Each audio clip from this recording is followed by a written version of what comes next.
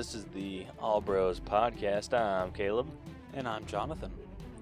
And we are a couple of aspiring filmmakers that love to watch and critique movies, but also enjoy a bit of the nerd life. This week on the podcast, we have a couple figures that we're going to be talking about in Funko Focus.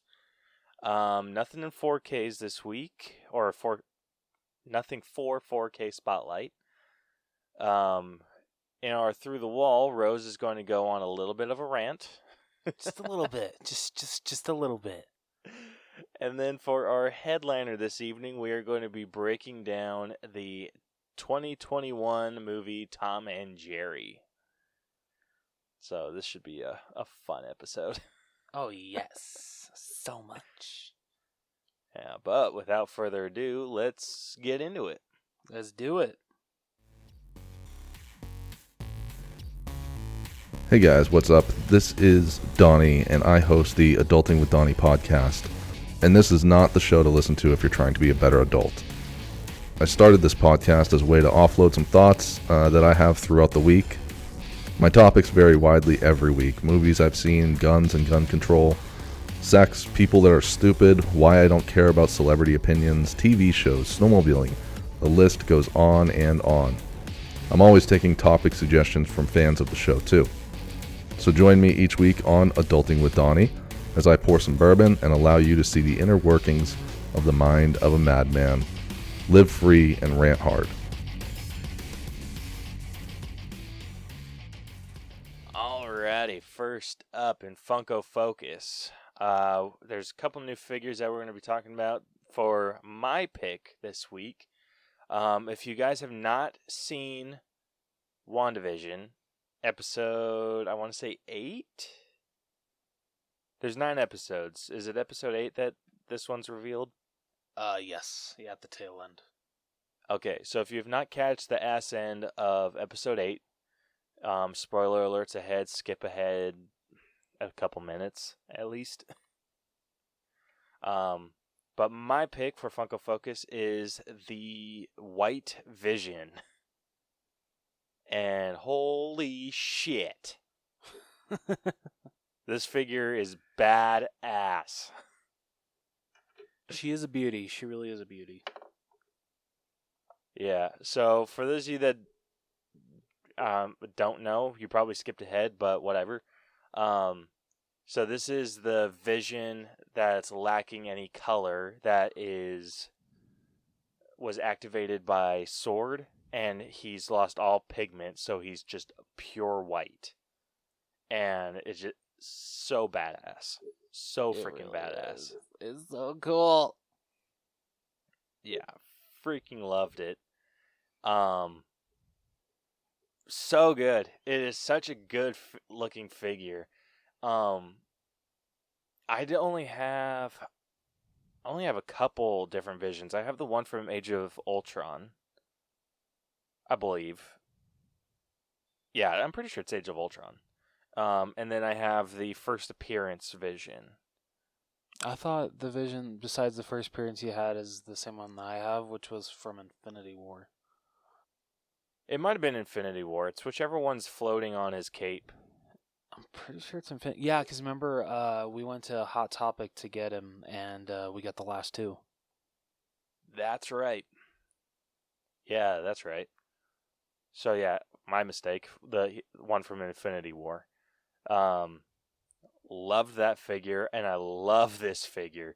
I think it looks so freaking cool. It almost kind of gives me like the prototype vibes. I can agree with that, and I am absolutely okay with that. Yeah.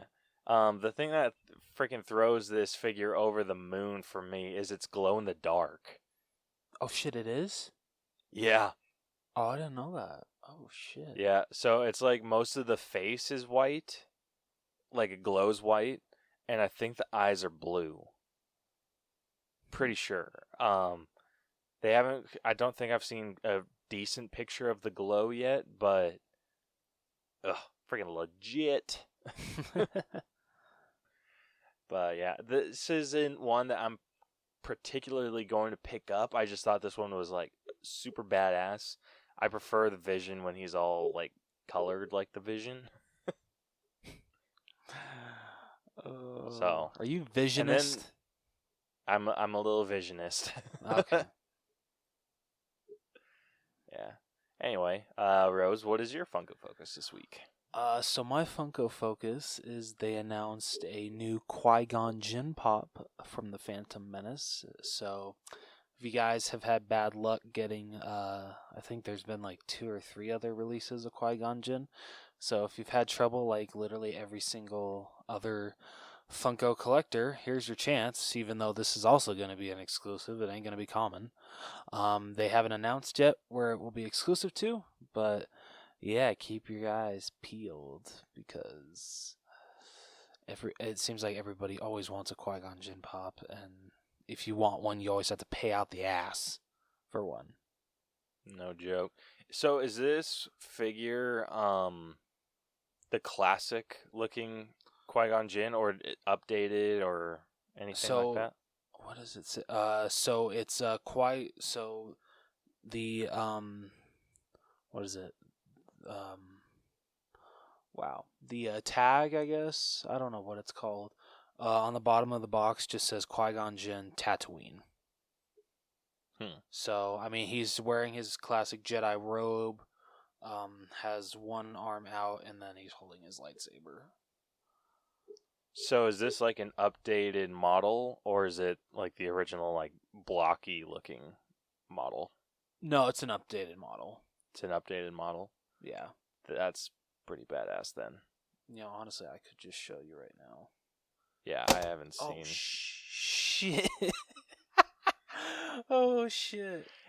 Oh, my God. Freaking dropped me. What? It cracked. I'm kidding. I'm totally kidding. Dude, how much would that have sucked? That would especially sucked. You know how much this phone costed? Or costs, not costed. I can talk. Costed. I can speak English, I promise. I don't even know if you got a good look of that. Did you? No, I got a decent look. Okay. Before I freaked the hell out. Yeah. I actually prefer the modern look to the old look, and at least when it comes to Star Wars. I think the Star Wars classic look is a little just too generic. That's fair. Oh, especially like when it comes to like Han Solo or Luke Skywalker. Yeah, they look like damn. It's basically playing the Lego game. Yeah, I was just about to bring that up. Oh shit. Yeah, like literally, you could change Anakin or Luke's hair, and they'd look exactly the same. Yeah, straight up. So, I actually appreciate that they updated the model. I do for Qui-Gon. So, freaking awesome. That is a kicking figure. A kicking figure? A kick. I don't know. Words are hard today. Dude, I like went off for like 2 minutes. Kick ass. Yeah. Okay. Whatever, dude. Like, no joke. This morning, I was talking to Brielle, and for like, I swear it was like a minute where I was just like uttering nonsense. Like it was to the point I didn't even know what I was saying. And I feel like a lot of the stuff that I was saying weren't even real words. It was just like noises. It was just like blah blah blah blah blah blah. And it went on for a lot longer than I feel good about. Just thinking to herself, are you taking vocal lessons from Iris? Because that's what it sounds like. Dude, getting stuck in baby talk is like a legit thing.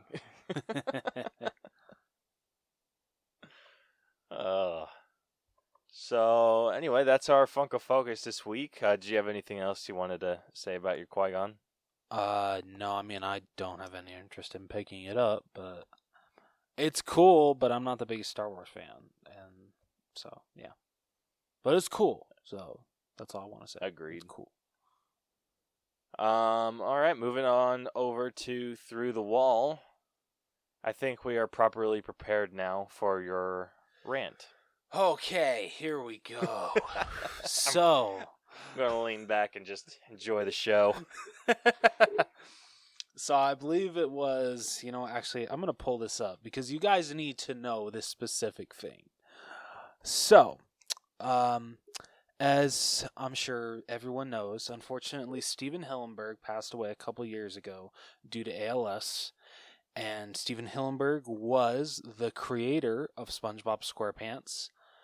And he had one wish when I'm sure he had many other wishes. But, so this was two days ago that this was announced. Which was, what was that? March 4th, this was announced.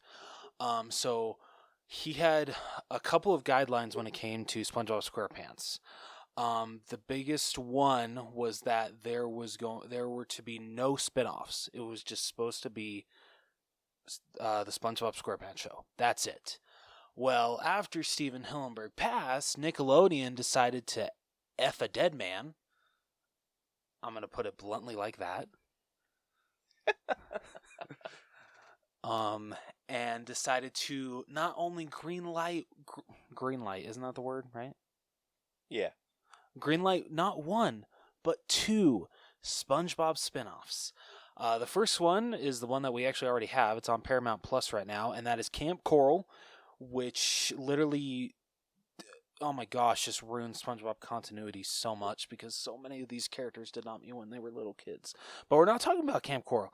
We're talking about the show that they announced 2 days ago, which was The Patrick Star Show. Why? What? Yeah, oh, you didn't know that? I thought you heard knew. about Camp Coral. I didn't hear about the Patrick Star Show. Yeah. They are legit doing a Patrick Star Show.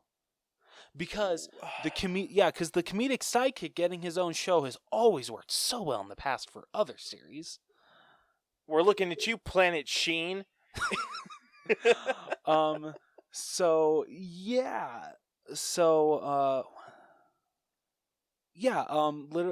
I guess it will, what was it? So it says Nickelodeon has issued a 13-episode order for its SpongeBob SquarePants spinoff, The Patrick Star Show, following rumors of development last summer. The show will feature a young adult Patrick living at home with his parents, Bunny and Cecil, his grandpa and little sister Squidina, and follow as he hosts his own television show from his bedroom studio. It will debut sometime this summer on Nickelodeon. Oh, good Lord. I just want to point out, what the hell is up with, okay, I'm going to try not to break my phone again. But okay, Caleb, so this is how the cast of characters is supposed to look. That's not even how his parents look. Right? Thank you. So I forget what episode it is, but there's one episode we are actually introduced to Patrick Star's parents. First imposters, but then his actual parents towards the end. They never looked like that. They were actually pink. What the shit? Yeah. And when also, did he have a little sister? Yeah, right? And why does she have a triangle head? Is she a starfish? I don't think she looks more like. Oh my gosh! Wait, isn't her name Squid something? What's her name? Or maybe she's adopted. Oh my gosh! I was gonna say, did Patrick's mom have an affair with Squidward's mom? Or sorry, did I don't know. That's not how that works. I don't know if Nickelodeon wants to go to that territory yet. No, sorry. Did Patrick's mom have an affair with Squidward's dad? And bada bing, bada boom, and she just passed it off as, oh yeah, that's totally Patrick's dad's daughter. There's no doubt about that. Can't you see the striking resemblance? What? So, yeah, I am beyond pissed off about this. They're going against everything that Steven Hillenburg said, and just milking SpongeBob for literally all that they can. And they're literally going to run this series, these characters into the ground. And oh my gosh, it's going to be a sad day. Like, honestly, I know you haven't watched it yet, Caleb. I haven't either. But the third SpongeBob movie I've heard is literally just a prelude into Camp Coral. Oh, shit. Yeah. So, yay. Dude, like, there's so many different options that they could have gone with when in regards to a spinoff. Doing one about Patrick, a character that we know really well, so dumb. The only one that I would ever want to spin off, but the only one that I think would make sense would actually be Sandy and see her life before she came to Bikini Bottom. Yeah. Either that or something along the lines of like Plankton and Mr. Krabs. We kind of got that though in one episode. Like you actually saw them as little kids and like why they hated or because have you seen that episode at all? I don't think I have.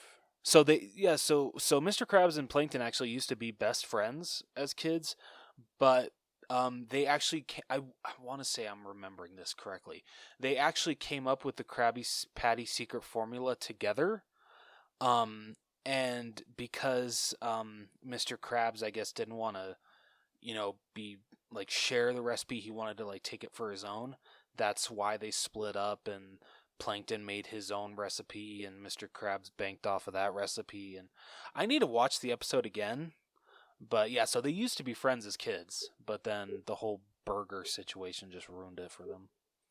Okay, so knowing that, then, yeah, Sandy would be the next obvious choice.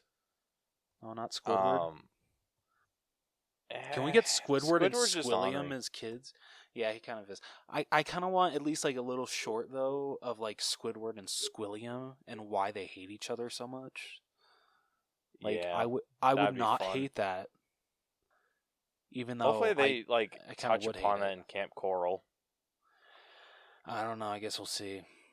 I mean, I'm gonna watch the third movie before I watch Camp Coral because I actually was gonna watch like an episode of Camp Coral last night on Paramount Plus, but I'm like, oh shit, I haven't watched the movie yet. I should probably watch that first. Yeah. So did they release the entire season on Paramount Plus, or? I don't know how long the first season is because right now there's like 7 episodes on there, so I don't know if that's the whole season. So. Okay. Huh. Yeah, this is a mistake. A very big mistake. So disappointing. Like, if you're going to not respect the wishes of a creator's work, or at least what he wanted to happen with his work, at least freaking do something good. Mm-hmm. Like, I haven't seen Camp Coral. I'm gonna give it a shot. But, I mean, obviously after I see the movie, now knowing that that's kind of a prelude to Camp Coral. But, yeah. I don't know if I'm going to give this show a chance. It's just... I don't think I'm going to. Like, why? Like, honestly, I mean, Camp Coral is one thing, but I feel this is too far. Yeah. Honestly, I think they should have done something completely different. I would have actually almost preferred like a documentary styled show where it's interviewing the residents of Bikini Bottom during the shenanigans that SpongeBob gets up to.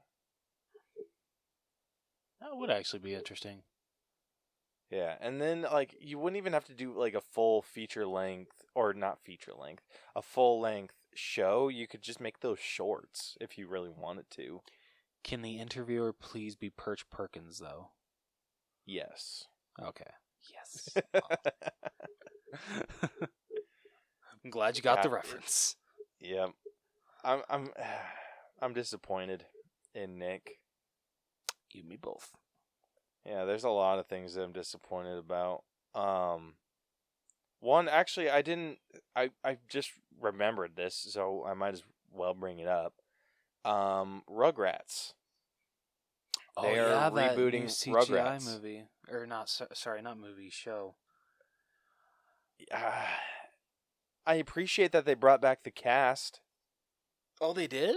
I didn't know that. I mean, I think I did. If they didn't, then Angelica and Chucky sounded damn near perfect. Well, that's good. I still haven't watched the trailer for that. I need to.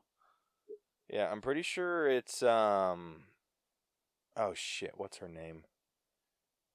She does the voice for Bubbles in the. Is it Tara Strong? Yeah. Oh yeah, she plays Tommy, right? Yeah, I think she does Tommy and Angelica. Oh shit. But I'm pretty sure she's back. That's awesome. Yeah, and then I don't know who the rest of the cast is, at least not off the top of my head. But I hope they brought back the rest of the cast. Chucky sounded a little off, but it was almost like Chucky sounded like the the voice for him was older. Oh, good. All right. So is that going to be exclusively on Paramount Plus? I'm pretty sure. I think I saw the Paramount Plus exclusive intro or outro. Okay, cool. Yeah, so that one's going to be interesting. I hope they just don't. Nick just didn't run out of ideas and just reboot the old shit. Dude, Nick ran out of ideas a long time ago. You're not wrong. But who knows? Maybe something good will come out of it. Like maybe what's his name? Butch Hartman will bring back Danny Phantom. That'd be awesome. Also, wait, no, we got a true ending to the Fairly Odd Parents with Channel Chasers. Never mind. To me, that's the definitive ending. That is the definitive ending. Not that anything after that is garbage. Yeah, not that shit that Nickelodeon came up with for the final season. Dude, have you watched any of the episodes after? Oh, it's awful. God awful. Yeah, they're trash. Okay, I actually want a true series ending to Jimmy Neutron because we never got one. Dude, I want Jimmy Neutron back. You and me both. Stupid ant bully freaking ruined it all. Yeah, freaking god damn it. You just had to make not a lot of money, you bastard. No, you should have just pumped out another Jimmy Neutron movie and called it good. There we go. Gosh, that show could have gone on for at least 4 or 5 more seasons. Oh, easy. And we probably would have gotten like 2 or 3 more Jimmy Timmy Power Hours. That would have been sick. That would have. Oh, dude, I would have loved if they brought in like Danny Phantom, SpongeBob, just like Nicktoons Unite. Oh my gosh. Dude, cool. that would be so cool. That'd be so cool. But Paramount Plus seems like it's actually one of the few streaming services that they've announced that I'm like kind of impressed by. At least with the content that they're releasing. Dude, like I told you, I've been very impressed too because I finally found a streaming service because Hulu didn't have it, even though like I felt like they used to have all the Nickelodeon shows. But Paramount Plus finally has all 3 seasons of Ned's Declassified School Survival Guide. And I'm no freaking shit. Mood. Yep, yeah. Ooh. It's freaking awesome. I'm loving it. Ooh, I'm sold. Yep. Right? I was gonna be sold on the freaking Rugrat reboot and some of the movies that they were talking about having on there, but Ned's Declassified, that's hard to beat. Yep. And then you got that. Although I love how Netflix and Paramount Plus are sharing iCarly right now.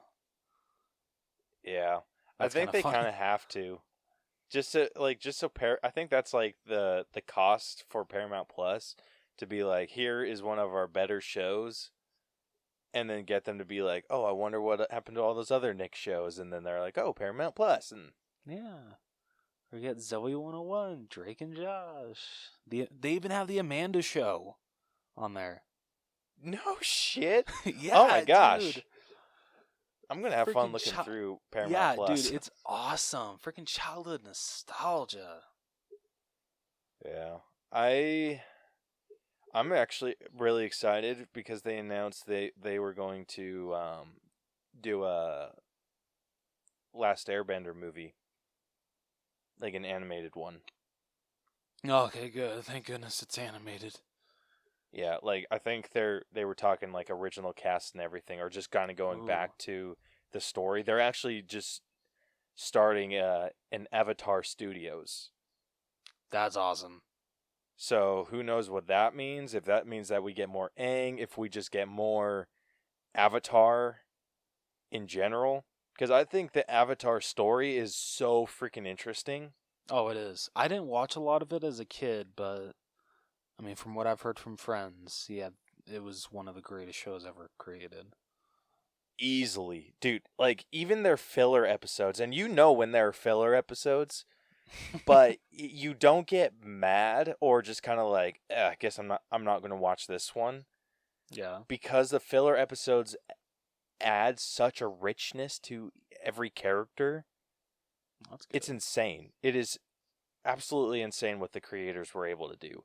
And it makes me sad because that's what I feel like Legend of Korra could have been had Nick known what they had. Yeah. But have you heard the story with that? Uh-huh. Yeah, so the reason Legend of Korra, or at least the creators kind of blame the Legend of Korra, or the not super success of Legend of Korra, what they blame it on is Nick were cutting back on shows, and so they were only funding one season at a time. Oh. And so, and then they wouldn't tell him, oh yeah, we'll fund you for another season. They thought, okay, this is our only chance to tell a story. We're going to tell a good one. So it was like an overarching story for the whole season. And so like they told their story, and then it was just like, okay, now it can come to an end. And then they were just like, actually, that did really good. We want a second season. And they're like, shit. And so they did it again. And then I think they were talking about canceling it or not continuing on with the third season. And so they're just like, all right, let's go freaking ham on this. So they did like an insane story in season 2. Like just one that was just like an end all for Avatar. And then they're like, actually, we want a third season. And they're like, shit. You assholes. And then the third season didn't do as well. It's like, gee, I wonder why. Yeah, and so like they had to do because it was insane. Cause so like the first episode or the first season, that story focuses on someone that has the ability to take away bending, and ends up taking away the bending of the Avatar. Oh, okay. And then she has to kind of like unlock her spiritual side and unlock her chi, and then like regains her bending and everything. Has to learn from like her past selves. It's a really good story. And then the second season, when they thought that they were going to get canceled, they went back to the beginning, the very beginning, the spiritual or the spirits inside the Avatar, the ones that give the Avatar their power. They went and did that and had like a big ass freaking fight, like a huge freaking fight where it was just like there was like someone trying to become like the dark Avatar, because there's like a yin and yang. So these spirits that are constantly fighting, one's good, one's evil. And so, like, they're constantly fighting, and then the good is able to lock away the darkness, but then there's some dude trying to unlock that, and so he's able to, like, he removes the spirit or the good spirit from the Avatar, Korra. He removes that, and it takes away her connection to all of her past lives. And so, Oh, shit. yeah, and so when she gets her powers back, it's like starting fresh. Like, she's the only avatar that she can, like, access. She can't go back to her past lives and ask for guidance or help or whatever the hell that she wants. Damn. Yeah, and then the third season, she has to fight some freaking military woman. Okay, I can understand why the third season didn't do so well. Yeah, they just jumped and they're just like, okay, so this chick is trying to take over the Earth Kingdom with her metal benders and yeah. Like, that's basically it. It's sad. It's the way that I watch Avatar, I don't watch the third. I will watch the the third season. Like, if I wanted to start Avatar from the beginning and just be like, okay, I want to watch all the Avatar episodes, I'll watch the third season of Korra. Then I'll start with, like, Avatar, The Last Airbender, finish that, and then go into Legend of Korra. And so I finish on the ending of season 2. Makes sense. Makes sense. But I hope we get more. Like, I loved Korra. I loved The Last Airbender. I want more of just the Avatar world. I think they built such an amazing world that they can explore. Like, I want to go... I would love it if they went back and told the story of different avatars. That'd be super dope. Like, if they went back and told, like, maybe finished off Aang's story. Like, we know where Korra ends, and obviously, like, she's like continues the line, so you can continue on with Korra if you want. But I would do, like, a full season where it's just focusing on Aang's story after the Last Airbender series. So focus on Aang and everything that he accomplished. Then go back to Roku, finish or go through whatever he accomplished. Which, I mean, you don't really have to because they did, like, a good powwow episode of his backstory. But I think you could get into it a little bit more. And then go back to the earthbending avatar, and then go back to the waterbending avatar, and, like, just keep moving yourself back. Like, that would be freaking dope. That would be super dope. Just make sure M. Night Shyamalan doesn't touch anything. No. M. Night Shyamalan can go to hell. Oh, anyway, shit. There's my Avatar rant.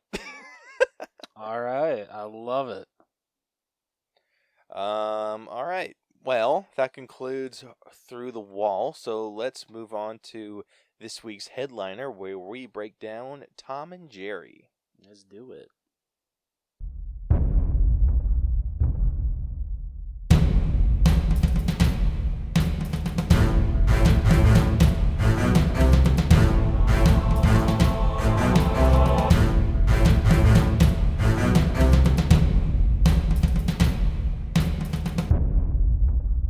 Alrighty, first up, we actually asked a question of the week this week, and we got a few responses, or just a couple.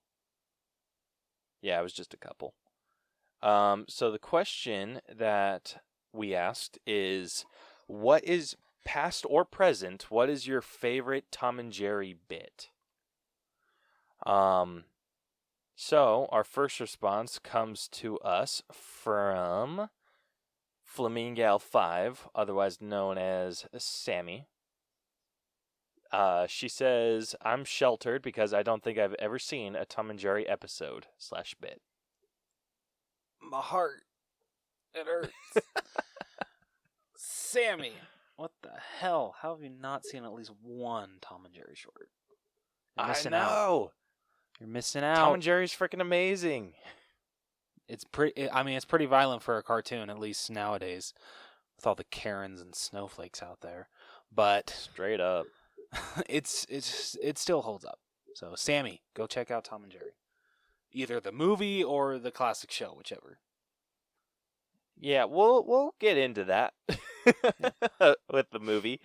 No. I got the perfect recommendation.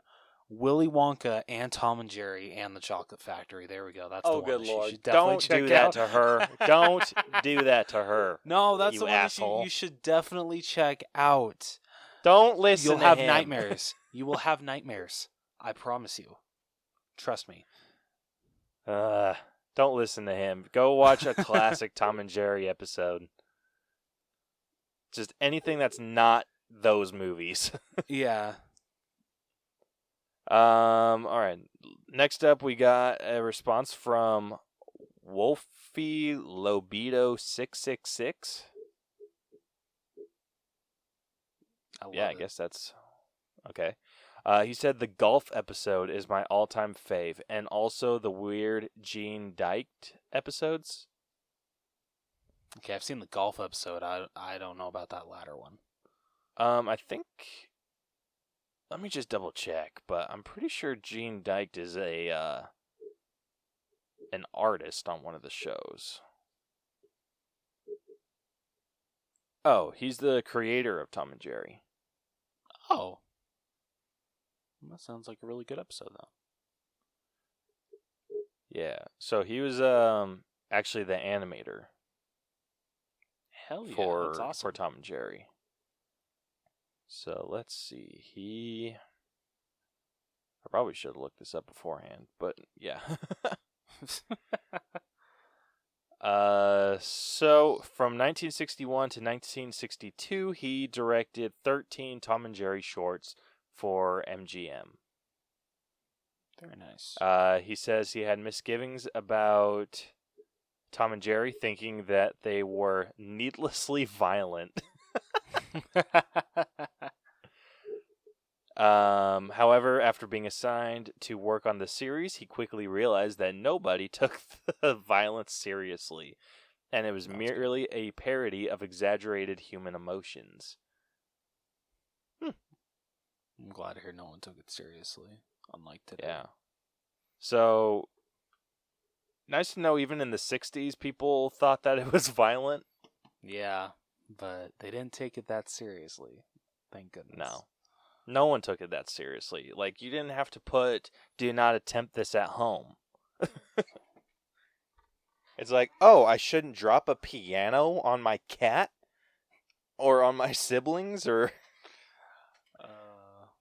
we hadn't entered the jackass days yet.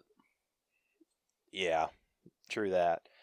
But yeah, so those episodes, I think I remember his animation, and I loved those episodes. But the golf episode is an absolute classic. Yeah, absolutely. I love the ever-living hell out of the golf episodes. I loved all the gags that they were able to do with it. Like when Tom's freaking whacking Jerry with the golf club, and then he like lifts it up, and then he can see the outline of Jerry sticking his tongue out. You know, honestly, I'm kind of surprised that your mom let you watch Tom and Jerry.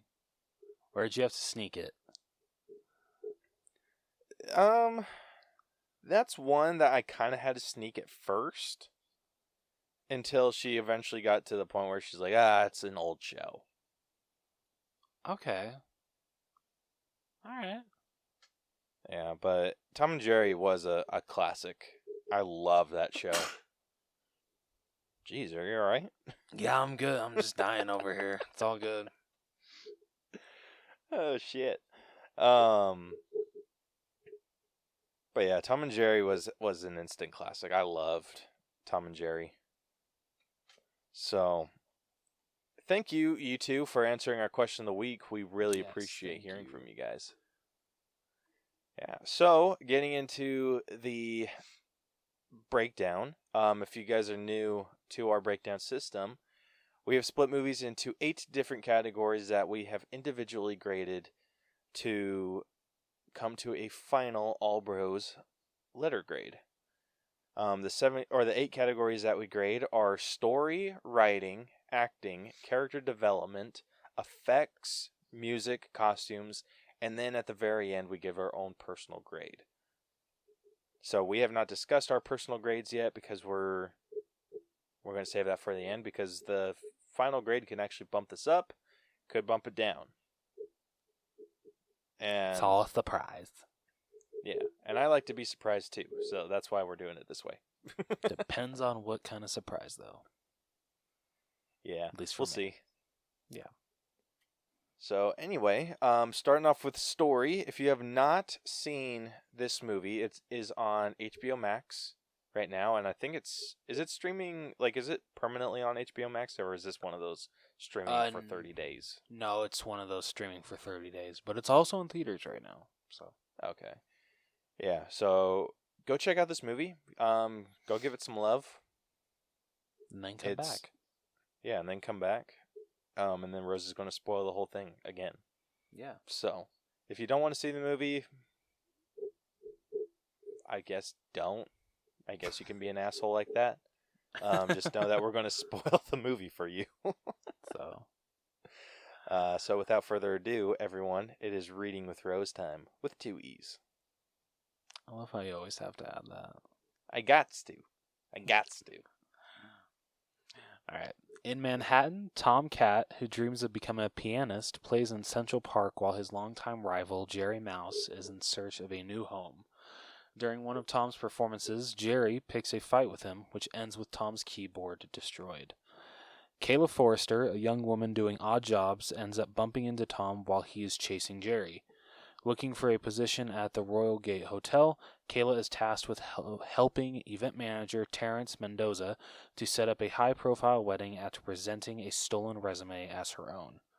At the same time, Jerry takes up residence at the hotel, where his regular shenanigans involve stealing food and items to ramp up his new lifestyle.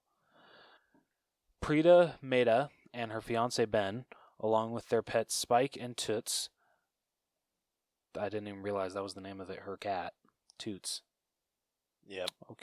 Okay. Arrive at the hotel. I think Spike said it different. Like, it's not Toots. Oh. Spike always said it like Toots. Oh, Toots. Okay, fine. That makes sense. Okay, fine. With their pets, Spike and Toots, arrive at the hotel, where they are met by Kayla and Terrence, who both greet them, unaware of Jerry stealing from Prita's handbag. As the couple is escorted to their rooms, Jerry's presence is made known, which puts the wedding and the hotel at risk. Kayla offers to help catch Jerry without anyone knowing, which impresses Henry DeBrose, the hotel's owner. In her pursuit to catch Jerry, Kayla befriends a bartender named Cameron. Meanwhile, a depressed Tom falls into despair until he notices Jerry inside one of the hotel rooms. An enraged Tom goes after him, leading to the pair fighting and wrecking the whole room. Kayla comes to check due to noise complaints, befriends Tom, and persuades DeBrose on hiring him to catch Jerry, despite Terrence's disagreement. After many failed attempts, Tom finally succeeds in getting Jerry out of the hotel. Meanwhile, Kayla learns from Prita that her engagement ring is missing and offers to help without Ben knowing, sparking a friendship between the two. Learning that Tom has gotten rid of Jerry, Kayla celebrates with Cameron and Tom, and the latter plays a song on the piano to impress Toots. However, Jerry returns and reveals to Kayla that he had Prita's ring with him and agrees to give it back to her if she lets him stay. Before Kayla can agree, Terrence returns from walking Spike. Jerry hides in Kayla's coat pocket, sparking a chase during which Spike, Tom, and Jerry demolish the hotel lobby. Terrence is put on leave while Kayla takes over as event manager for returning the ring stolen by Jerry. To prevent any more of Tom and Jerry's shenanigans risking the wedding and thus her job, Kayla tells them that they have to get along and spend the whole next day far away from the hotel if they want to stay, which they agree. Tom and Jerry bond during their trip, but unfortunately are taken to a pet compound after they inadvertently disrupt a baseball game. Okay, I just want to point this out. So that's what gets them thrown into the pound? It's not just a cat and mouse being at a baseball game? Right? It's the fact that they actually interfered with the game? Okay. Yeah, I don't feel like that's an uncommon occurrence in Tom and Jerry. Okay, fair enough. Like, I feel like they do get away with shit like that, and then when shit just hits the fan, then they get sent to the pound, or then they get in trouble, and then they're told, hey, no cats allowed. I kind of got because I kind of got that same vibe in the Rocky and Bullwinkle movie, because like no one really batted an eye when they saw a walking moose and a flying squirrel. They were just like, "Oh my gosh, you guys are those characters from the cartoon. This is amazing." Not, "Oh my, holy shit, you can actually walk on your 2 feet." Yep. But whatever. Cartoon logic for you. Yeah, exactly. A vengeful Terrence visits Tom and Jerry in their cell, and he tells lies about the duo, angering them both. At the start of the wedding, Terrence incites Tom and Jerry to fight, which ultimately results in the rest of the hotel getting wrecked, the wedding ruined, and Kayla and Tom getting kicked out. Knowing that it is their fault the wedding was ruined, Tom and Jerry finally put their differences aside and work together to fix up everything. They pursue Prita on an electric skateboard and aerial drone and lure her to Ben, which results in the wedding being held at Central Park, better than originally planned. Prita and Ben open up with each other, while Kayla, along with Linda Perrybottom, the woman from which she took the resume, get jobs at the hotel. As the film ends, the wedding continues until a mashup caused by Jerry reignites his longtime battle with Tom. Did you see the post-credit scene? Because I didn't even know there was one. Which one? It says, in a post-credit scene, Ben finds he is being charged full price for both weddings. That sucks. I did not see that one. No. Yeah, because I even fast forward through the credits just to make sure I didn't miss anything, and I guess I fast forwarded too fast. Huh. Maybe it was at the very end. Or did you Yeah. go to the very end? I thought I did, but I guess not. No, well. Weird. I mean, it doesn't really sound like we missed that much. It's No. not really critical to the story. Yeah. Which, speaking of this story, it was okay. Yeah, I mean, I don't know. I feel, at least from to me, I feel it's kind of hard to come up with a decent story for a Tom and Jerry movie. I mean, they've struggled in the past. Insert, the what Tom and Jerry Wizard of Oz, Tom and Jerry Willy Wonka, Tom and Jerry literally are in every single old-time movie. So, yeah, Tom and Jerry doesn't work as a movie, unfortunately. I can definitely agree with you on that one. That it really only works as a how long were the shorts? 15 minutes? Sometimes even shorter than that. Yeah. The episodes, I think the episodes were made up of 4 different bits. Okay. And so it's 20 minutes, 4. Yeah, so the overall show was about half an hour with a break in the middle for commercials, and it would play 2 bits, commercial, 2 bits. So you're looking at maybe 10 minutes per, or not 10, 5-6 minutes per bit. Yeah, that works so much better. It does.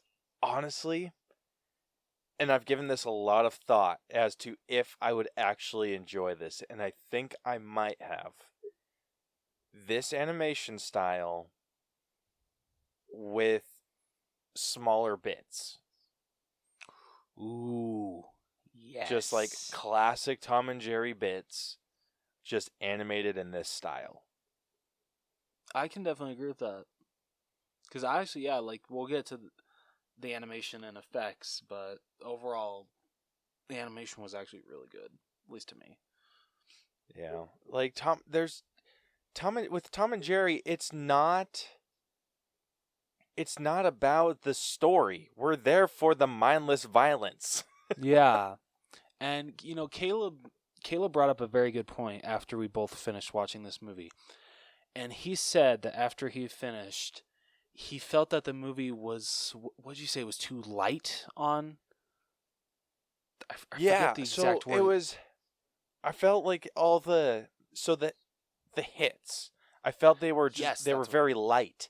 They felt almost soft in a way. Yes, and then I told Caleb, and we absolutely both agree that in this day and age, even what they pulled off in this movie with Tom and Jerry, you know, like getting after each other, the smacking, the clunking, all of that shit, it's going to piss some people off. It's going to piss off Karens. It's going to piss off snowflakes. Someone is going to find a reason to be like, oh, this is too violent for kids. Like, it's okay. What the hell do you I'm going to give him a jolly old middle finger and be, what the hell did you expect from Tom and Jerry? That is literally the whole plot of Tom and Jerry. They're a cat and a mouse, and they do not like each other that much. Yeah. They beat each other up. This is how the show works. That is exactly how the show works. And when I say, like, there were some decent hits in this where, like, I think there was a bit where Tom hits Butch the dog in the head, and he has his little, like, goose egg that appears. That was funny. That was fantastic. Yeah, but it's like, even that, it felt light. Yeah. Like, it felt like, I don't know, like an easily fixable thing. If you want, like, I sent Rose a video afterward of a compilation of all of the hits and punches and just all of the damage that happened in the old Tom and Jerry cartoons. Laughing my ass off, by the way. Heavy. Oh, hands down. And I wish that we got that in this movie. Yeah, like, I'm trying to think, like, for instance, like, there's a bit where, in the old cartoon, where Tom has his hand on, like, a mouse trap, and then it snaps on his hand, and he, like, screams, like, does his normal, like, woohoo, like, scream, and, like, flips out. Any hit like that, it didn't have that, like, that level of impact. It was just very, like, a quick little psh, and then he was just like, oh, like, did a little freak out. It didn't feel like it had much weight to it. It was like the same bits. There was only, like, one where I, like, genuinely laughed because it felt like it got the closest to the Tom and Jerry humor, and it's when Tom and Jerry are on the piano, and Jerry just, like, punches Tom in the face. That was pretty funny. And I think what made it not land as hard as, like, the other ones did, like in the original, is when he punched Tom, it's like Tom's head kind of spun around, and then, like, his lips kind of went around his head in, like, the old, like, cartoony fashion. But in the Tom and Jerry cartoon, way back when that would happen, like, you could feel the freaking weight to it. There was just, like, bop! Yeah. There wasn't, like, a cartoony spin and, like, the lips going around and oh. Drop my phone. There wasn't that weight, and that's, like, what I felt made the jokes land in Tom and Jerry. Oh, yeah, absolutely. Although I'll have to admit, I did like the opening with them in Central Park with Tom pretending to be blind, and Jerry, wasn't he just, like, dancing for money? Yeah. Yeah. Like, I liked that. I thought it was pretty funny. It was a good bit. Like, they do plenty of bits where it's like that, where it's not quite all physical. It's a lot of situational humor. Yeah. Like, I'm trying to think of one.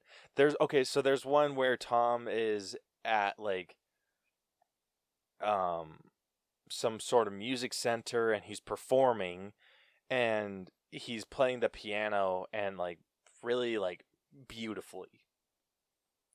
And then he like, Jerry is sleeping inside the piano, and so it's, like, making, like while he's doing all these crazy things, it's like bumping Jerry around, and then Jerry like gets pissed off. He gets like booted out of the piano, and then he like climbs back up, goes to the side of the piano, and so you see Tom just like still playing the piano super elegantly, like nose turned up and everything. And then while he's playing, he like looks over to the side and sees Jerry standing there, still with like kind of nosed up. And then you see Jerry just grab the cover and slam it on Tom's fingers. That shit is hilarious. And then like all throughout this, like the music changes up, but gosh, like I love that bit, but it's just the situational humor worked like that because it was Tom and Jerry like trying to get at each other while they were trying to do stuff. But it's just they could have thrown in a little bit more. I would have killed it with this movie. Like I straight like same resources. I feel like I could have knocked this one out of the park. Given us the old classic Tom and Jerry. Like, yes, the Karens would have been at my door, but I wouldn't give two shits because I know I released a good Tom and Jerry movie. Yeah. Anyway, so we ended up scoring the story at a 73.5, which it's above average slightly. Yeah.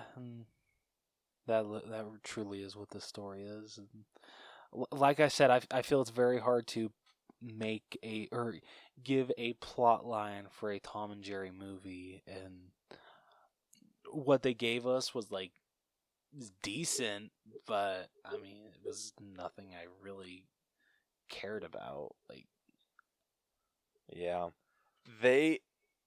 I think that I hope this movie is successful. I don't wish any movie to not be successful, but I hope that this movie does okay, but I feel what would have thrown this over the top would have been getting like, let's see, like what's an average, how long was this movie?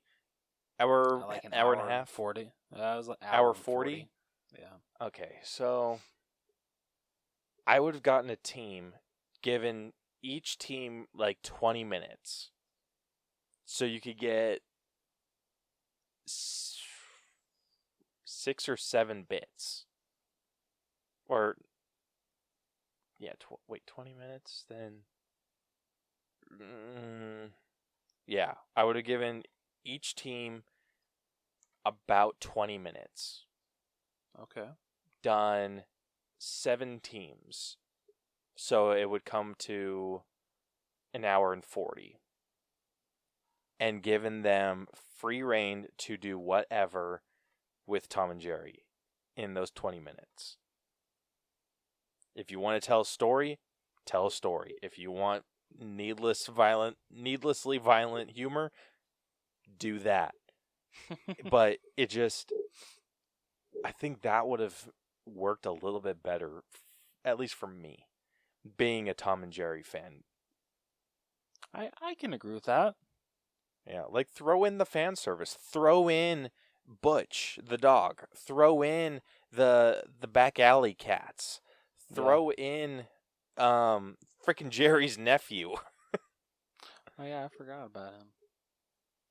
Yeah, like hell, you could even go as far as just recreating one. That's true. Like pick 2 or 3 of the most famous Tom and Jerry bits, like the golf bit, the freaking crazy piano performance bit, and trying to think of another one.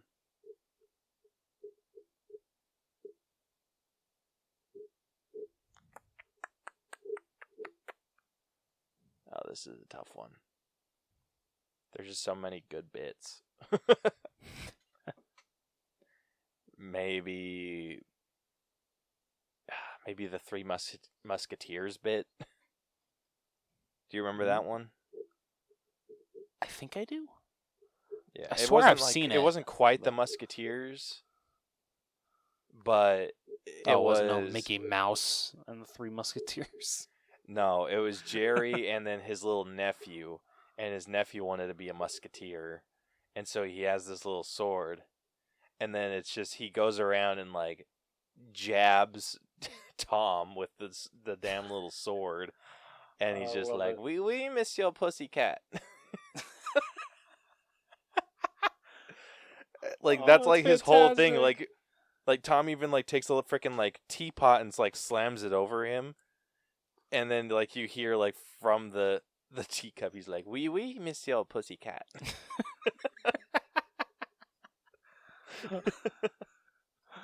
Oh, that's funny. It's like, I love that one. But just, like, if you were to recreate those, that would be perfect. That would be. Oh, my gosh, that's fantastic. And then do a few original ones. Like, why not? Like, hell, if you want freaking celebrities in it, throw some celebrities in there. There we go. Yeah, it's just it could have been done better. Tom and Jerry does not work as a feature-length film. Unfortunately not. In any feature-length film. Yeah. Like, I dare you, any of you, to send us a decent Tom and Jerry feature-length movie. Not saying this one wasn't decent. It was like, yeah, it was aight. Anyway, so like we said, story 73.5. Moving on to writing, it's a little bit weaker, but it's sitting at a 70. Okay, I'll give them this. Every word that they wrote for what was it? Wow, Michael Peña's character, pretty freaking funny. His writing was great. You thought so? I thought he got annoying.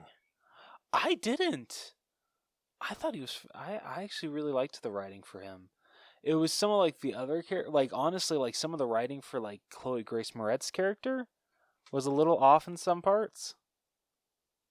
I don't know what you think. I thought she was. I felt like she was okay. There was a lot like there's just cheesiness all around, but Michael Peña's character got annoying. Maybe it's just because like it's Michael repeating the Peña, same things, but I loved him. And just do what? Maybe it's just because it's Michael Peña, but I loved him. I loved the writing for his character. Yeah, I feel like they wasted Michael Peña in this movie. I feel like you can say that a lot about some of the actors in this movie. Do I hear Ken Jeong? Oh my gosh! We'll get into that. That's the reason I gave it. Actually, what did I end up giving it? I gave it fairly. Not actually. Okay, yeah. A majority of the reason that I docked it was because of that. Fair enough. Absolutely fair enough. Yeah. But yeah, writing-wise, it was just...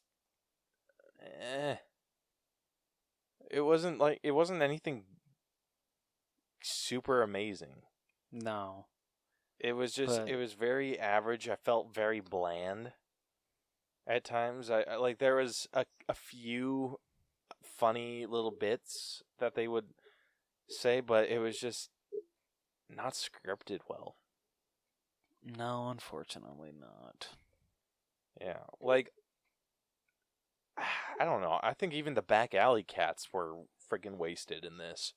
Like, they seemed like real, thugs. Though. Yeah, for what? They were on screen for what, 20 seconds? And I feel that even includes the time when they were in the pound. Yeah, like they felt like thugs. Like they should have thrown in a bit where they're getting bushwhacked. Yeah. Like just something like that it was just dumb. It's just like when they were on screen, I'm just like, ugh. And I usually like the back alley cats. I like a lot of the bits that they pull off with them. I actually really enjoy. But At least, or in the cartoons. In the cartoons, I really enjoy them. But in this, it was just, they felt like thugs, and it was like, it sucked. It felt like they put them in there just because they felt they had to. Yeah, absolutely. Same way, the same could be said for Butch. Yeah. Oh, unfortunately. Like, literally, his only standout moments are when, he gets bonked on the head by Tom when they first get to the hotel. And then when that whole fiasco happens with him, Tom, and Jerry, and then Michael Pena's character that literally destroys the hotel.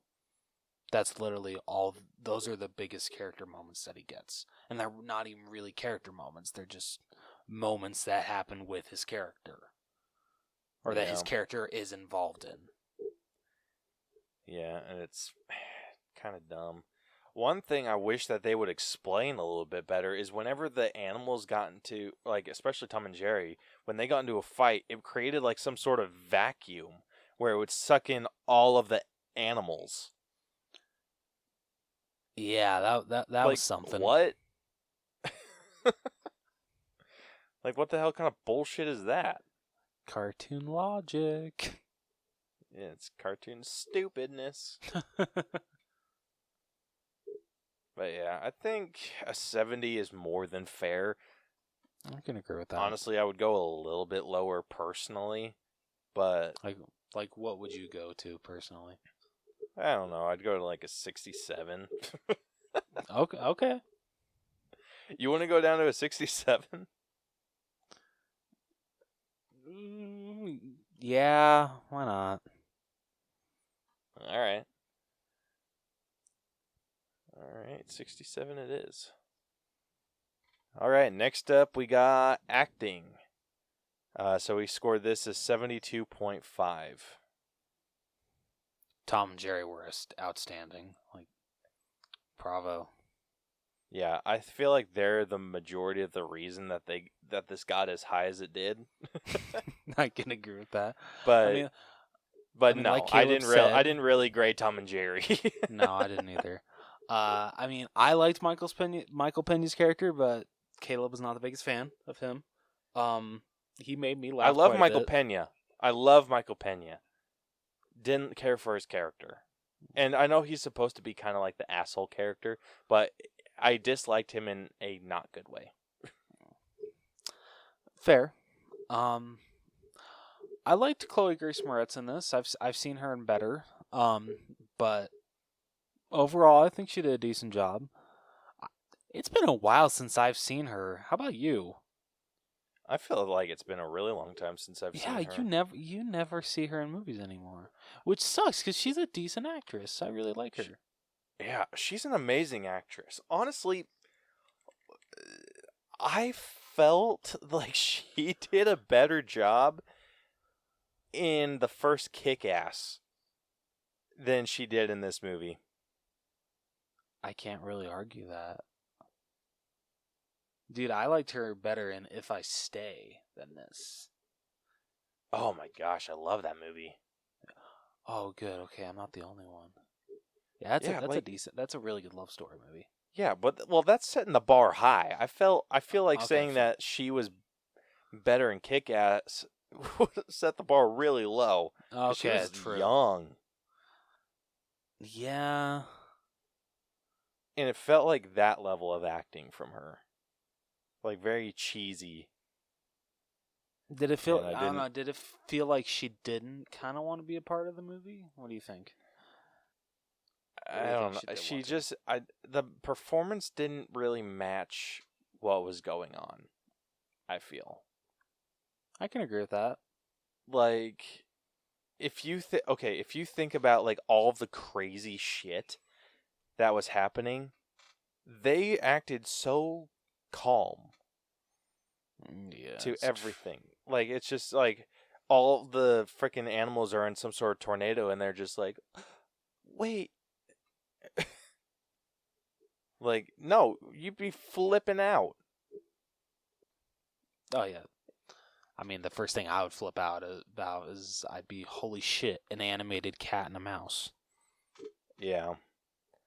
And then, I feel like the extras. So like the head of the hotel, his acting was, I liked his acting better than the couple's, honestly. Yeah, The the couples fiance were was garbage. annoying. Yeah, the fiance was annoying. Did not like him at all. Yeah, what's his name? Colin Jost or something like that. I think He's so. from SNL, and he sucked. Straight up. Yeah, like he was not bringing any level of game to this performance. Nope. And what was her name? Prita? I think so. I don't think she was bringing her A game either. I mean, she was way better than he was, though. So at least there's that. Yeah. Like, I don't know. Like, okay, when he had the drone, for instance, and it was like chasing someone, he was just like, don't look at its eyes, or don't look at it in its lens, or whatever the hell he said. Yeah, It was just shit so, like, that. it was so dumb. Yeah. Like, I feel like he should have been panicking a lot more. But, I don't know. It was just not good. Like, this is not an Oscar-worthy movie whatsoever. No, not one bit. Yeah. We gave it a little bit, barely a little bit lower than the story. 72.5. Which, if, like, you can only duck for the extras so much because they are ultimately extras. The big heavy hitters of this movie are Chloe Grace Moretz and Michael Pena. Yeah. And they did okay.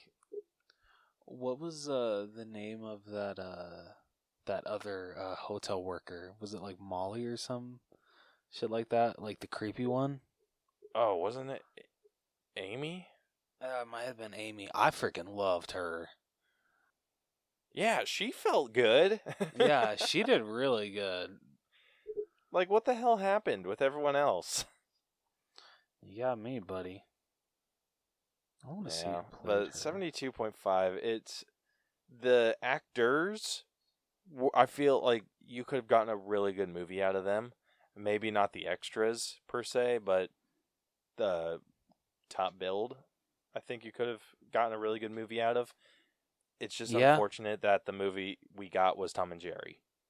Oh, Joy. That was her name. Oh, yeah, that's right. All right, next up we got character development, which is going back on the lower side. We ended up giving it a 65. Because no character really goes anywhere in this movie. Yeah. This one's tough to grade because it's like Michael Pena's character wasn't enough of a character to grade for character development, which I don't think he really had any. No, because he's an asshole, and then you never think, like, they play it off as like, oh, he's, you know, like he's what was it, like okay, wait, no, that totally was not going to go the way I played it off. He goes from an asshole to apparently a good guy, but let's face it, I'm sure he still hates Chloe Grace Moretz's character and is out to get her fired. And oh yeah, easily. Yeah, and then Chloe Grace Moretz's character, she had a little bit of an arc, kind of, but not really. She was just someone that was kind of down on her luck, wanted a shot at, or to prove herself in a job that's, like, worth giving a shot for. Yeah. Or that's worth putting forth effort towards, instead of, she was doing some sort of, like, Uber for laundry before, yeah, and then when the hell is that a thing? Yeah, and then she Man, wanted to only in work New in this York. hotel, but she didn't have a decent enough resume, and then she, like, stole it, and she's just like, I just need a shot. And so she got her shot and just proved what she was already worth. I don't feel like that's much of a development arc. Yeah, it really wasn't. Yeah, and then Tom and Jerry, they didn't really learn anything. They were fighting, and then they decided to team up for a little bit, and then they went right back to fighting. That was honestly the best arc of the movie. Yeah. So we ended up giving this a 65. I feel like this is mainly due to Chloe Grace Moretz's character. Yeah, I and can like definitely a little, like I think she got the 60, and then Tom and Jerry got that extra 5. Fair enough. I can agree with that. Yeah, it's just there's not a whole lot that can be said with a movie like this. No. So unfortunately, it didn't work out, and I feel like could they have done, like, if you think about it, could they have done any sort of character development with these guys? With Tom and Jerry or Chloe? Let's go with Chloe. Because I think Tom and Jerry, it's really hard to give them character arcs. I don't know, like, imagine if, like, she actually told the hotel owner before shit hit the fan that, hey, it's actually not my resume, but you've seen what I can do. Give me a shot. Right. Or it's kind of really hard with it. I'm trying to think of what would. I mean, you could really go like out how of the to normal. improve. I mean, you could really go out of the normal and like have her like not get a second chance and get fired from the hotel, and then just imagine if the movie ended with that. Yeah, that'd be See, sad. See, kids, you don't lie with your resume. If it's not yours, don't turn it in. Yeah. I think maybe an arc that would have worked a little bit better would be if maybe she, instead of her being like, oh, down on her luck, knowing that she's a good worker or whatever, instead of that, maybe showing that she's not really all that motivated. Show that she has some street smarts. She has some quick thinking about her. She just doesn't like push herself towards greatness or anything. And then maybe she gets kicked out of her home and is kind of doing the same thing, kind of like scamming her way into the hotel. They're offering, or she overhears that that they need someone to get the mouse. And then they would end up, she like makes a deal to like get a job out of it if she does. Tom and Jerry come in, jack shit up. Shocker there. Yeah, and then it's like that was her motivation to start working harder and better. And then she like gets to that point where she actually is doing really well and performing, going above and beyond for something. Like I felt like that would have been a lot better. Not perfect because children's movie, but definitely better than what we got. Yeah. But when it comes to a children's movie, I think you could learn something, maybe. Yeah. So that one's sitting at a 65. Moving on over to effects. This one is going to be our highest grade so far. This is sitting at a 79. So what did you think of this animation? I honestly really dug it. I mean, I know, like, I'm sure people are going to be like, well, it didn't even look like they were actually there. Well, yeah, I'm sorry. I don't expect Tom and Jerry in the real world to look like Alvin and the Chipmunks or Yogi Bear. I'm sorry. I don't want to see that shit with Tom and Jerry. I still want them to look animated, but kind of like updated CGI animated. And I feel for what they set out to do, they did a really good job, and they pulled it off quite well. I agree. I absolutely agree. I wasn't 100% sure that this was going to look as good as it did when I first heard that they were doing live action Tom and Jerry. But I was really impressed. I was really impressed with everything that they were able to do. I loved that, like, one aspect to it, I love that they didn't only animate Tom and Jerry, that they animated every animal. Yes. Like, they did the pigeons, they did the dogs, they did all of the cats, elephants, tigers, like, all of the animals. There was no, like, live action animal. They were all animated. And I think that adds a level of realness to it, almost. Like, I think, like, we've complained about this before, setting up the rules of the universe. Mm-hmm. And they set it up that all of the animals are look animated.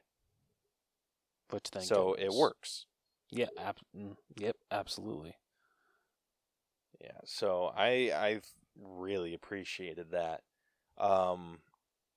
Animation-wise, I think the interactions with the humans and Tom and Jerry or any of the animals, I feel like that could have looked a little bit better.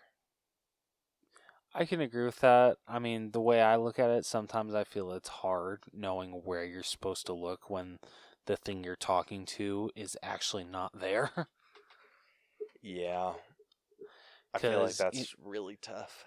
Because you never know, like, in post-production, they could, like, completely change Tom or Jerry's angle to where, like, say, like, Chloe Grace Moretz is supposed to be looking forward at Tom, but yet they slightly altered it to where he's a little toward the left, and so it looks like Chloe's only looking at, like, half of him. Right. Yeah, I think it was a tough sell, but that's honestly what brought it down mostly for me. I can understand that. A lot of the human interaction was just not good. Yeah. And I feel like a lot of the human stunt work also looked a little off. Okay. I told Caleb about this, but there's this part where, like, it's the whole, like, whirlpool of, like, Tom, Jerry, and Spike, right? It's the dog's name. Yeah. So they get, like, sucked into a whirlwind because they're chasing after each other. And Michael Pena's character, who was walking Spike, gets sucked in as well. And the animation on the leash that he's holding looks so freaking bad. Like, oh my, and I know it's not supposed to look exactly realistic, but the movement is so off. It looks so jagged. It looks bad. Yeah. It looked so bad. And I think that's why it's sitting at a 79, not quite sitting at an 80. Yeah. I don't think it's quite as bad as a 78, though. I can definitely agree with that. Like we said, I enjoyed the Tom and Jerry aspect to it. I loved that they went with a little bit more realism with the things that they were interacting with, like Jerry's house, or when he was setting up his living space. All of that looked fairly real. Yeah, had a little bit of an animated flair to it, but but it worked. It felt like he was interacting with that environment, unlike when humans were interacting with him. Yeah. So I think 79 is more than fair. Definitely agree. Yeah. Next up we got music, which we have sitting at a 7. It was nothing special. No, not really. Like, honestly, I don't even remember really any music from this movie, or like the movie in itself. I remember all the music that played in the trailer, but not in the actual movie. Yeah. I think the reason that it didn't get a 6 is because they played a lot. They did play a lot of music. It was a lot of, like, hip-hoppy music and just, like, a wide variety of music. But nothing stood out.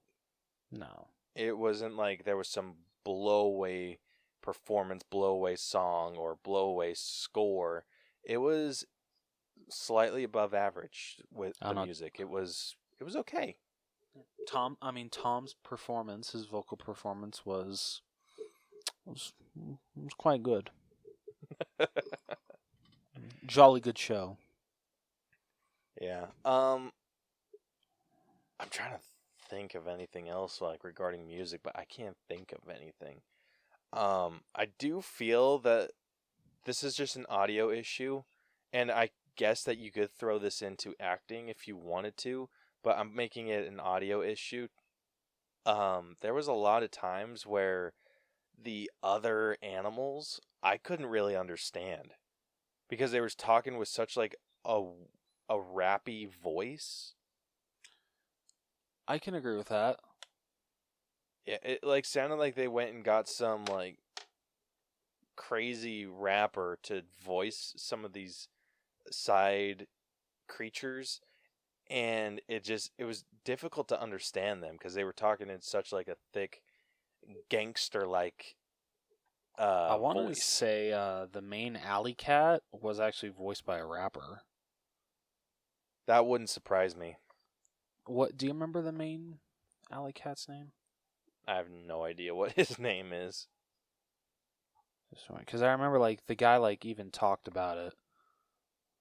He's just like, "Oh yeah, I'm playing the main alley cat," and I'm just like, "Hey, shocker! They cast a rapper to play." It's nothing against the actual rapper. It was, I just like wasn't really surprised when he came out. Yeah, it's like you just need to speak a little bit more clearly than you usually do. Just a little bit. Like you can't talk like you're on a freaking rap album. Oh, Butch, that's his name. Wait, Butch? Butch is the dog. Yeah. I thought Spike was the dog. Oh my gosh. That's what yeah, Spike is the dog. Butch, how the hell did I mix those two up? I mean, I don't know. Okay, anything we said about the dog before, or anything we said about Butch before this point, just replace it with Spike. We're probably going to catch shit for that. You're catching shit for that. I just went along with it. Hey, this is a team effort, asshole.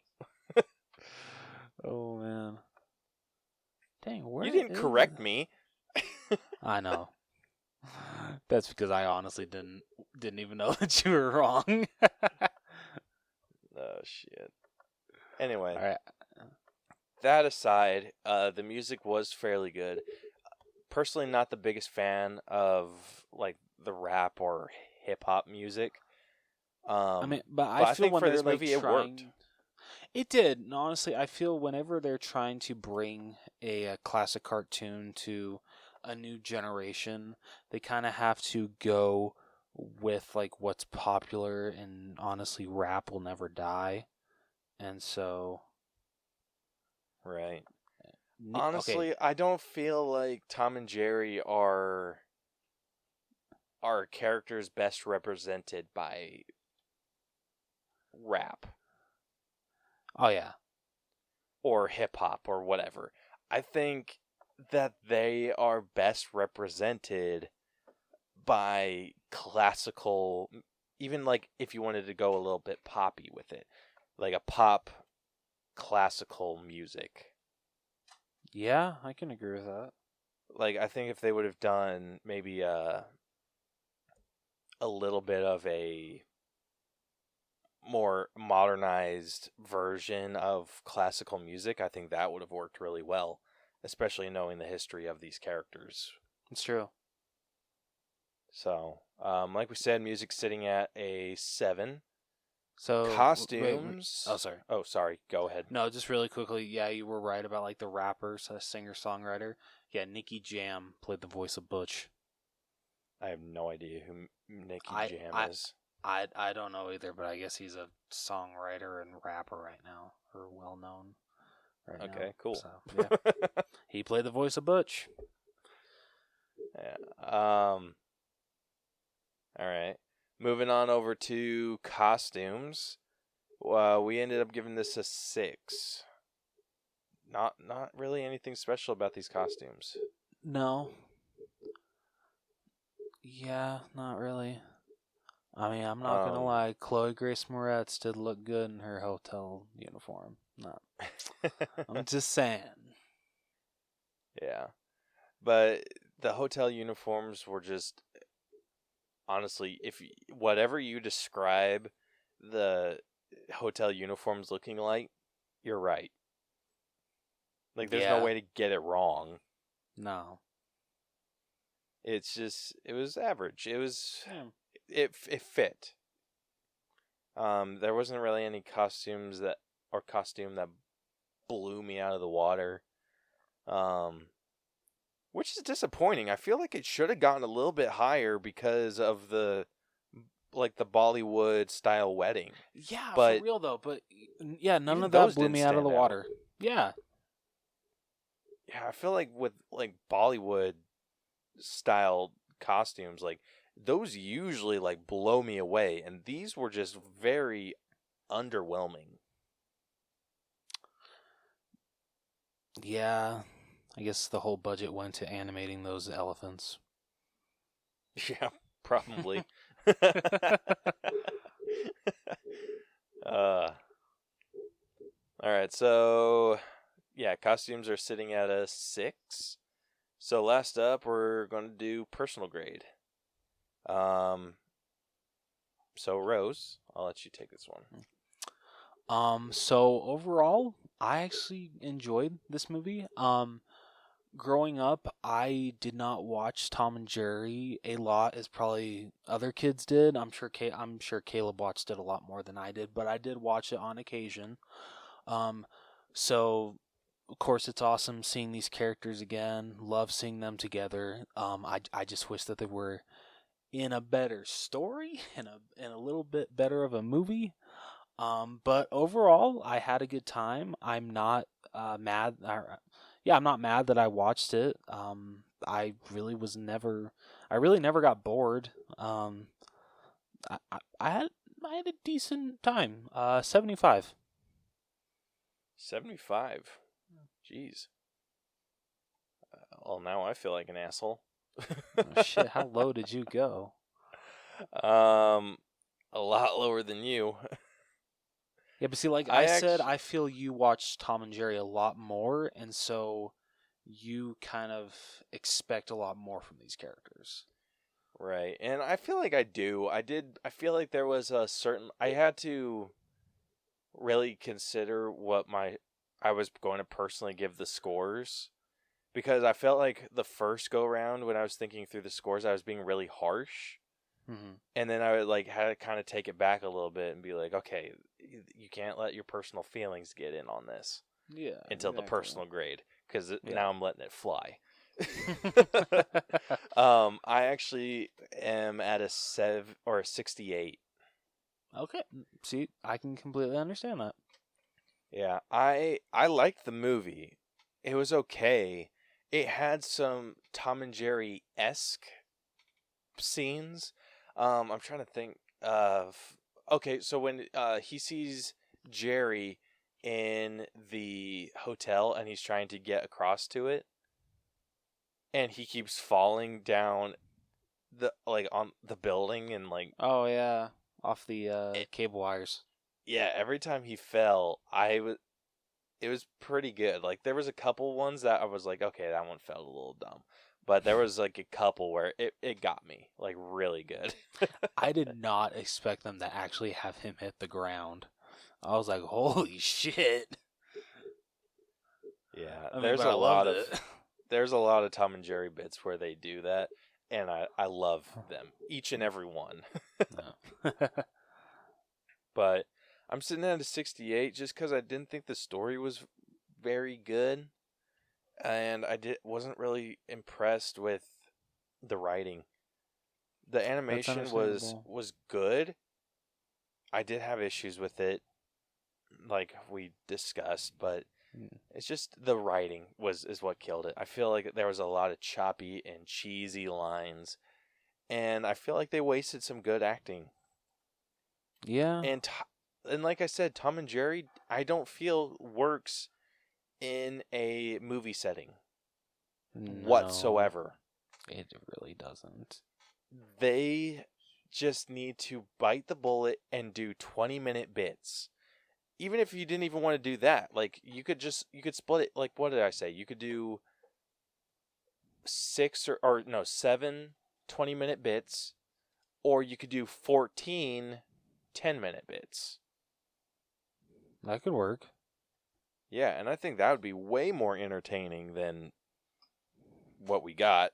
Yeah.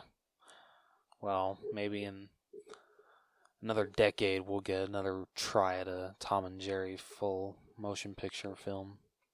Gosh, I would love to pitch to someone like an idea for Tom and Jerry. Just go, like, if you're going to go with Tom and Jerry, freaking hit the gas. Go super hard with Tom and Jerry. Just go.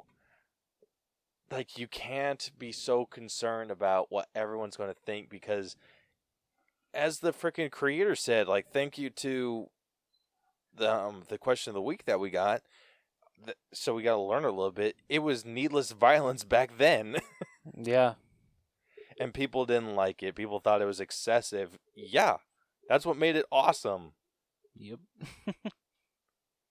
So I feel like they could have done much better. And if they wanted to, I think they could have gone a Who Framed Roger Rabbit route and kind of done like the animated on top of the real world and try to do some like practical sets. That would have been super cool. Yeah, and then maybe like a background story. I feel like this story would have worked better in the background, but it felt like a hotel wedding movie with Tom and Jerry thrown in it. But you need a Tom and Jerry movie with a hotel wedding in the background. Yeah. If you're going to go with a story route. Otherwise, I don't think it works. Yeah, I definitely agree with that. Yeah, like I feel like they could have shortened it. Like, what if it was like 20-minute bit where it was like Tom and Jerry with the little bit of hotel, and then like commercials, quote unquote, commercials of other Tom and Jerry bits. I feel that would have worked out quite well. Right? Anyway, so like I said, I'm sitting at a 68. And averaging that out, that brings us to a 71.5 for our personal grade. Which concludes this breakdown, and the final score for Tom and Jerry is a C-. I can definitely agree with that. Yeah, it is sitting at a 72.9%. All right. Yeah, so it is just barely missing a C. Like one more, like 0.1% higher, and it would be at the C mark. Which category did we lower? I forgot. Writing. Yeah. Okay. So yeah, if we wouldn't have lowered it, it would have been a C. Actually, let's see. So if I bump it up to a 70. Actually, yeah, it would have bumped it up to a C. But we went with a 67? Yeah, 67. I feel it's more of a C- movie, even though I gave it a 75. Yeah. Oh, actually, I might have... Oh, Caleb, what'd you do? Freaking ballsack. No! Sorry, I'm using a Bluetooth keyboard because my wired one took a shit on me. So it was giving me issues. But yeah, so writing was a 67. So yeah, that would have bumped us up. That would have bumped us up to a C, but unfortunately didn't quite make it. It's more of a C- movie. It is. So... comparing this to other C- movies, let's see. I forget how little C- movies we do. Let's see. This is 1% high, or almost 2% higher than Countdown. Oh yeah, I can absolutely agree with that. Yeah. it's almost 3% higher than cats. Shocker. I just like that it was cats. It is 0.3% higher than Dark Phoenix. Yeah, that's fair. And 2.8% higher than The Last Jedi. Yep. Yeah, I can't argue any of these. Yeah. So that's where it's sitting. That's all of our C- movies. We only have like 4, 5. Holy shit. I thought we had more. Yeah, the C- is an exclusive club. It's really a C plus C that's like the majority of what we do. Or when it comes to C's. Yeah. I think our biggest grade is the B plus. Like I think that's what we funny. have most of. But yeah, so sitting at a C minus. It's not a horrible movie. It's fun if you want to go see it with some children. Want to watch it for yourselves? Like there's something to take from it. It's not bad by any means. It's just critically speaking, it's not great. Yeah. So, anyway, I think this concludes this week's episode. So if you like this episode, want to hear more of our stuff, be sure to follow and subscribe to us wherever you listen to podcasts. We are damn near everywhere you can find podcasts. You can also catch all of our episodes on YouTube, as well as some bonus videos that we'll make. Follow us on social media. We are on Facebook, facebook.com/theallbros, Twitter and Instagram @theallbros. And you can hit us up, DM us with some episode ideas. Want to answer our question of the week? You can do it any of our social medias. Or if you want to join us for an episode, we would love to have you guys on. Any of you. Yeah. Or you can also email us. Words are hard today. Email us at theallbroschannel@gmail.com. Or you can or you can go to our website, tinyurl.com/theallbros, where you can find links to everything that we do, including our merch store, which is on TeePublic, tpublic.com/user/theallbros channel. Links to everything will be in the description. And next week, you guys can look forward to... I already had that one open. You guys can look forward to a breakdown of The War with Grandpa. Starring the man himself, Robert De Niro. Yeah, I am so freaking excited for this one. This one looks so good. I just want like a fun family movie, and I feel that's what this is going to be, so. Agreed. So yeah. You guys look forward to that next week, and until then, this has been the All Bros Podcast. I'm Caleb. And I'm Jonathan. And we'll catch you guys next week. Deuces. So long. Man, it's getting worse and worse. I wouldn't say worse and worse. I felt like that one was just a little lazy. I'm sorry, man. Sorry. I failed you.